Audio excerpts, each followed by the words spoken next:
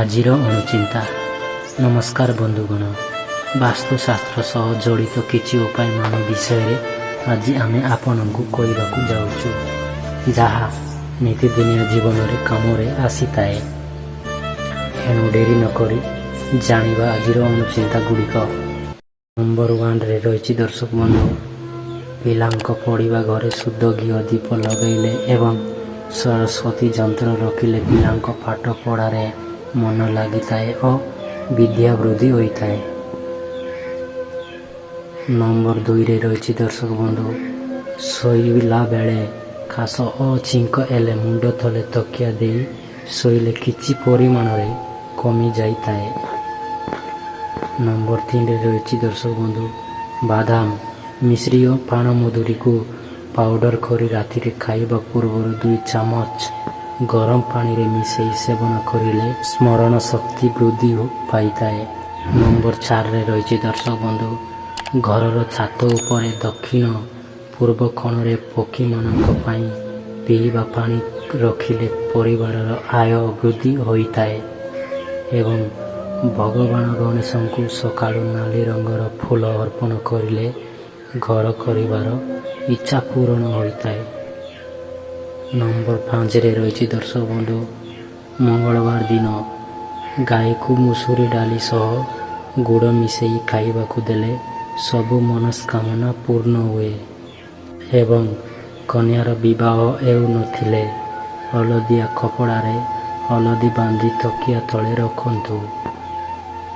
Number 6ରେ ରହିଛି ଦର୍ଶକ ବନ୍ଧୁ, ଯଦି ବାହାଘର ପାଇଁ ପୁଅ କି ଝିଅ ରାଜି ହେଉନାହାନ୍ତି ତେବେ ସେମାନଙ୍କର ଶୋଇବା ଘରର ଉତ୍ତର ଦିଗରେ କ୍ରିଷ୍ଟାଲ ବଲ୍ବ କାଚ ପାତ୍ରରେ ରଖନ୍ତୁ। ନମ୍ବର 7ରେ ରହିଛି ଦର୍ଶକ ବନ୍ଧୁ, ପୁଅ ବା ଝିଅର ଜାତକରେ ମଙ୍ଗଳ ଦୋଷ ଥିଲେ ମଙ୍ଗଳବାର ବ୍ରତ କରିଲେ ତାହା ଦୂର ହୁଏ। ଗର୍ଭାବସ୍ଥା ସମୟରେ ଚାଉଳରେ ହଳଦୀ ମିଶାଇ ଘର ଭିତରେ ପକାଇଲେ ଶୁଭ ଅଶୁଭ ଦୂର ହୁଏ। ନମ୍ବର 8ରେ ରହିଛି ଦର୍ଶକ ବନ୍ଧୁ, କୌଣସି କାମ ହୋଇପାରୁନାହିଁ ବା ବାଧା ଆସୁଛି ତେବେ ଗାଈକୁ କାନରେ ତାହା କୁହନ୍ତୁ, ନିଶ୍ଚୟ କାମ ପୂରଣ ହୋଇଯିବ ଓ ଶୁଭ କାମରେ ଘରୁ ବାହାରିବା ସମୟରେ ଗୋଟିଏ ଲେମ୍ବୁରେ 4ଟି ଲବଙ୍ଗ ପୋତି ସାଙ୍ଗରେ ନେଇଯାଆନ୍ତୁ।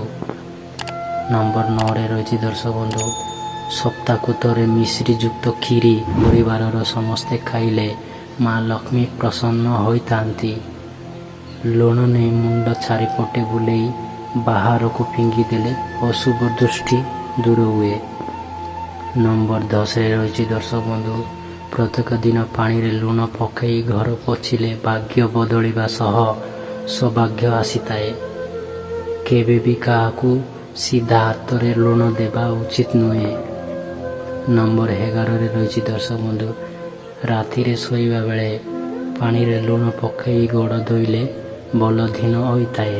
କୁସୁମ କ୍ଷୀରରେ 1 ଚାମଚ ହଳଦୀ ମିଶାଇ ସେବନ କରିଲେ ଛିଙ୍କ କାଶ ଦୂର ହୁଏ। ନମ୍ବର 12ରେ ରହିଛି ଦର୍ଶକ ବନ୍ଧୁ, ଯଦି ପିଲାଙ୍କ ପାଠ ପଢ଼ାରେ ମନ ଲାଗୁନଥାଏ ତେବେ ପୂର୍ବ ଦିଗକୁ ମୁଖ କରି ପାଠ ପଢ଼ିଲେ ପାଠରେ ମନ ଲାଗିଥାଏ। ଆଜି ପାଇଁ ଏତିକି ଦର୍ଶକ ବନ୍ଧୁ। ଯଦି ଆପଣଙ୍କୁ ଆମର ଏହି ଅନୁଚିନ୍ତା ଗୁଡ଼ିକ ଭଲ ଲାଗିଥାଏ ତେବେ ଆମ ଏହି ଚ୍ୟାନେଲକୁ ସବସ୍କ୍ରାଇବ୍ କରିବେ, ଲାଇକ୍ କରିବେ ଏବଂ ସେୟାର କରିବେ। ରହୁଛି, ନମସ୍କାର।